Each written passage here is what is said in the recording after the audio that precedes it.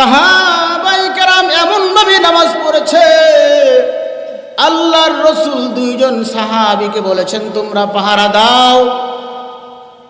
দুইজন সাহাবীর একজন বলতেছে ভাই লম্বা রাত পাহারা দিতে হবে, সুতরাং দুইজন যদি সজাগ থাকি তাহলে তো আমরা দুর্বল হয়ে যাব, ভাই তুমি ঘুমাও আমি পাহারা দেই। একজন ঘুমায়া গেলেন, আরেকজন পাহারা দিচ্ছেন। যিনি পাহারা দিচ্ছেন তিনি মনে মনে ভাবতেছেন যে সময়টা অযথা নষ্ট করে লাভ নাই, সময়টাকে আমি নামাজের ভিতরে কাটায় দেই। জোরে বলো সুবহানাল্লাহ। সাহাবী নামাজ পড়ার জন্য দাঁড়াইলেন, নামাজ পড়তেছেন। নামাজের ভিতরে তিনি এত সুন্দর করে কোরআন পড়তেছিল, নামাজের ভিতরে যখন বান্দা বান্দি দাঁড়ায় তখন কিন্তু তারা কার সঙ্গে কথা বলে? জোরে বলো। আল্লাহর রাসূল বলেন আমি আল্লাহর সঙ্গে একবার কথা বলেছি, আমার উম্মত দৈনিক 5 বার আল্লাহর সঙ্গে কথা বলবে। সাহাবী এবার তিনি নামাজ পড়তেছেন, নামাজের ভিতরে উনার ভিতরে এমন আকর্ষণ জমেছে, নামাজ পড়তে আছে, ফিলারের মতো দাঁড়িয়ে আছে, নড়েও না চড়েও না। দূর থেকে শত্রু চিন্তা করলো যে পাহাড়ের ঘাটিতে এটাই একমাত্র রাস্তা, এটা কি গাছ না মানুষ, নড়েও না চড়েও না। শত্রু বাহিনী সেটাকে বোঝার জন্য দূর থেকে একটা তীর নিক্ষেপ করেছে। সাহাবীর উরাদের ভিতরে তীরটা ঢুকে গেল, এরপরও সাহাবী নামাজ বাঁধতে না। আবার শত্রু বাহিনী দূর থেকে একটি তীর নিক্ষেপ করলো, আর এক উরাদের ভিতরে তীরটা ঢুকে গেল। যখন শরীর থেকে রক্ত গড়ায়া গড়ায়া পড়তেছে, সাহাবী আবার চিন্তা করতেছে এইভাবে যদি আমার জীবনটা শেষ হয়ে যায় তাহলে তো আল্লাহর রাসূল যে আমাকে একটি দায়িত্ব দিয়েছেন সেটা তো আমার থেকে ছুটে গেল। এটা ভেবে তিনি তাড়াতাড়ি রুকু করলেন, সেজদা করলেন। যেই সাথী ভাইয়ের সাথে ঘুমিয়েছিলেন তাকে ঘুম থেকে উঠাইলেন। ওই ভাই ঘুম থেকে ওঠার পরে দেখি সাহাবীর শরীর থেকে রক্ত জড়ায়া জড়ায়া পড়তেছে। সাহাবী বলতেছে ভাই তুমি আমাকে আগে কেন ডাক দিলা না, তোমার শরীর থেকে তো রক্ত জড়ায়া জড়ায়া পড়তেছে।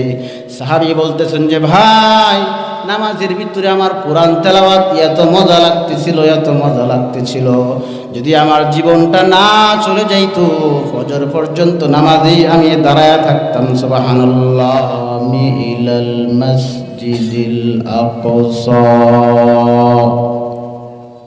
আল্লাযী বারাকনা হাওলাহু লিনুরিয়াহু মিন আয়াতিনা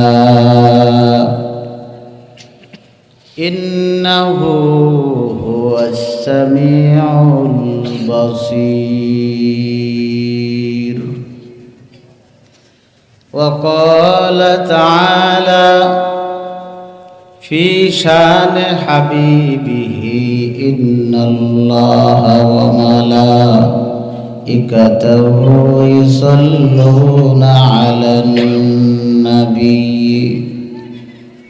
يا أيها الذين آمنوا صلوا عليه وسلموا تسليما।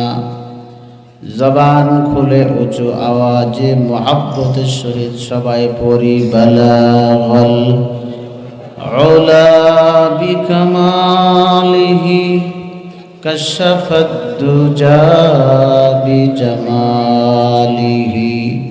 حسنت جميع خصاله صلوا عليه وآله। আমাদের রবকে ডানে বামে পিছনে মঞ্চে রাস্তায় মসজিদে মাদ্রাসায় দোকানপাটে যারা আছে সবাই উচ্চ আওয়াজে বলবো আমাদের স্রষ্টাকে। আমাদেরকে এখানে আসার বসার তৌফিক দান করেছেন কে? সেই আল্লাহর বিধান আমরা মানতে চাইতো নাকি? আল্লাহর বিধান আল্লাহর জমিনে প্রতিষ্ঠিত হোক, কে কে চাই? তো হাত তুলে আল্লাহকে দেখান। হাত উঠাইছেন, বুঝে শুনে উঠাইছেন তো? এই জমিনে আল্লাহর দিন প্রতিষ্ঠা করা কিন্তু বড় কঠিন। যদি বুলেট সামনে আসে সহ্য করতে হবে, ঠিক আছে তো?